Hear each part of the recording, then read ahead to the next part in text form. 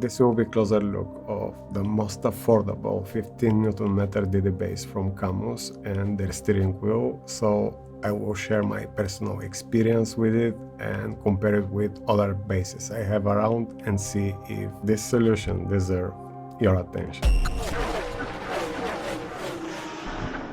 Quick disclosure, Cammus sent that combo free of charge, and so did Moza Simagic, ImSim, SimCube, SimCore, and the list is going on. And every time company contact me and ask what's the deal with my channel, my answer is the same.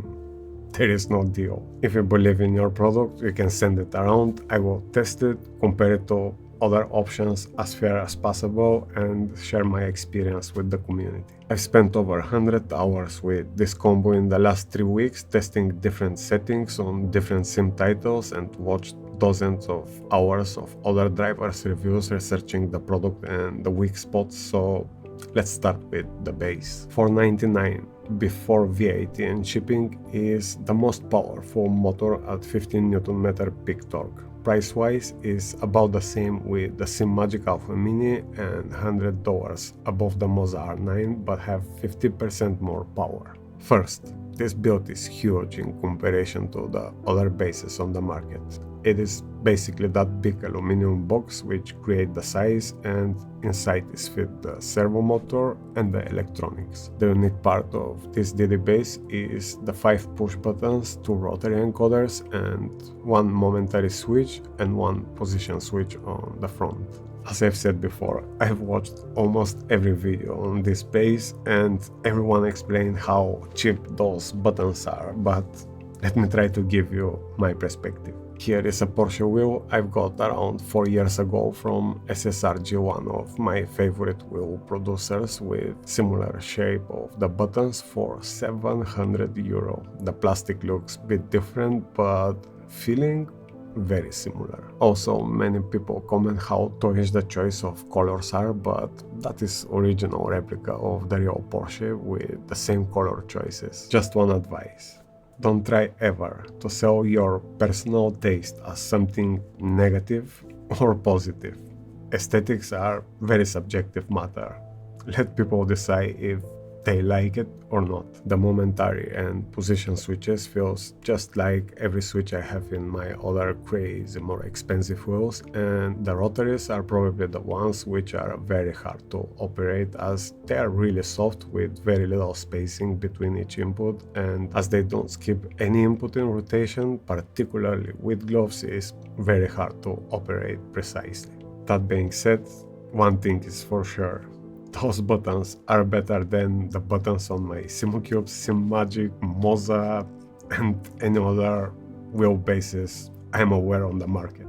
We get button box with the most affordable 15 Nm wheel base, and I really don't see big reasons to complain. Obviously, the intentions here are budget friendly and functional. What I want to say is those are not the best quality buttons by far, but for the price, they will get the job done. One big issue I saw on the Sim Racing Corner review from months ago was some questionable soldering on the board, and his heatsink didn't touch properly the components, which was disturbing, and I had to check if that issue is addressed. In this unit, everything looks good. The heatsink touched the thermal pads on the MOSFETs and definitely touched the back of the case, as we can see the marks here. The board looks clean as well. Happy to see reviewer addressing real problem and then company addressing the issue. Good job from both sides. Here is a little fan for active cooling as well, which is blowing air in, but I don't see any holes around the case to create that airflow, and I'm not sure how effective that is creating positive pressure. The entire body is aluminum anyway and creates good cooling, I guess, as I can feel the heat is spread evenly around, and I never felt any overheating issue maxing out the power for hours. From mounting solution, on the side we have those slots for T-nuts for side mounting, and on the bottom 4 6mm holes which are different to anything I ever tested, so I had to drill my bracket to fit. Let's talk about driving experience. I've tested ACC, AC, Automobilistatul, Dirt Rally, and iRacing, which is my favorite. As I've said, I did big research and watched other videos to see what other people's expectations are, and as we know, force feedback is very personal and subjective matter. The main issue for everyone was the too much smoothness of the feedback and lack of the small fine details. As iRacing is the sim I understand the most, I fit favorite size wheel just to match my experience of the usual bases I use and jump on track. As I've built already expectations through my research, for my surprise, I found completely the opposite. The force feedback was rough, full of information, very quick and direct. It felt like I have turned off the reconstruction filter on my Simulcube 2. It was reading every little anomaly of the track, and as you can see from the force feedback telemetry here, I felt every little spike. It reminds me my Simulcube 1 from that harsh experience. I won't say it's pleasant to feel every little detail of the road, as I can feel the magnetic holes between each change of direction through every little detail. It's hard to explain, but basically I can feel like little ripples through each change direction, and that is far from smooth experience. That feeling anyway is property of every direct drive wheelbase I ever tested, almost everything on the market, and the solution of smoothing that feeling is post-processing filter known as reconstruction on Simulcube, interpolation on Fanatec, smoothness on Simagic, and so on. Usually makes softer the transition of the magnetic field but slows down the signal. I always try to keep those filters as low as possible and compromise as less as I can from the speed of the signal to feel fully connected to the car. Such a filter from Cammus software is missing, and that makes the force feedback direct, harsh, and very fast. That maybe is not smooth experience, but very rewarding in driving on the limits. As I've said, force feedback is very subjective, and I personally keep all my bases 1 or 2 clicks of being totally harsh like this one before I start losing that fine little details and speed of the signal. That base really reminds me my Simulcube 1 with the 40k count per revolution encoder, and for iRacing I can live with that, but if you prefer smooth experience, at least for now, there is not a filter which can change that. Moving to ACC, I've got another huge surprise. Usually smooth settings from my other bases in iRacing feels very harsh on ACC, and I have to move the post-processing filter to 3 clicks up to get the same experience, and here with this I've got exactly the opposite. Now I understand why reviewers were talking smoothness like no one before have ever tested iRacing. Here I felt really smooth transition of the magnetic field to extent where hitting curb has no impact of the force feedback, and the small details from the texture of the road were missing. I can feel the curb's vibrations, the load of the grip is very pronounced, and I can feel the limits of the tires, but sometimes we lose grip because of little bump on the track, and if on iRacing I know exactly the cause of losing grip because of the bump I felt previously, here the road feels flat most of the times. Some people may enjoy that level of smoothness, but I personally prefer the harsh feeling. Again, I won't say that is bad experience, as that is personal preference, but the problem for me is we don't have the chance to change that with filter and match our personal preferences. Seeing those two extremes between iRacing and ACC, I already know that is not motor limitation but software issue, and Cammus just need to break the code of those filters. Automobilista 2 was the next on the line, and it felt much better for my personal like. The curbs were alive and some of the texture of the road was back, but everything remained buttery smooth just like on ACC. I have to say, that is how I set my other bases for that sim, as mostly I drive this for fun, and a smooth experience for me is quite rewarding here. Assetto Corsa was close to that same experience with maybe a little more detailed force feedback, but was definitely alive and very enjoyable. Dirt Rally is not something I use often, but test with every base I had around, and on some reviews they claim some driver patch was needed, and that problem is solved as was plug and play experience for me. Still smooth experience like ACC, AC and AMS, which works very well for me, as all I need is to feel the weight transfer of the car and definitely don't want to feel the stones of the road. One other important thing is the compatibility with other wheels, and as you see on the video, I mostly use different rims and wheels to fully evaluate the force feedback experience. The shaft is with 70mm automotive standard pattern and can be changed to other QR systems. As you saw, I used Cube Control and even the Moza FSR, which can be set as standalone unit, and soon I will explain how. By the way, the shaft wasn't tight enough in that unit, and for the first 2 weeks I felt little notchiness in changing directions, so if you have that unit, make sure to tie those 2 bolts very well. How do I feel about this base?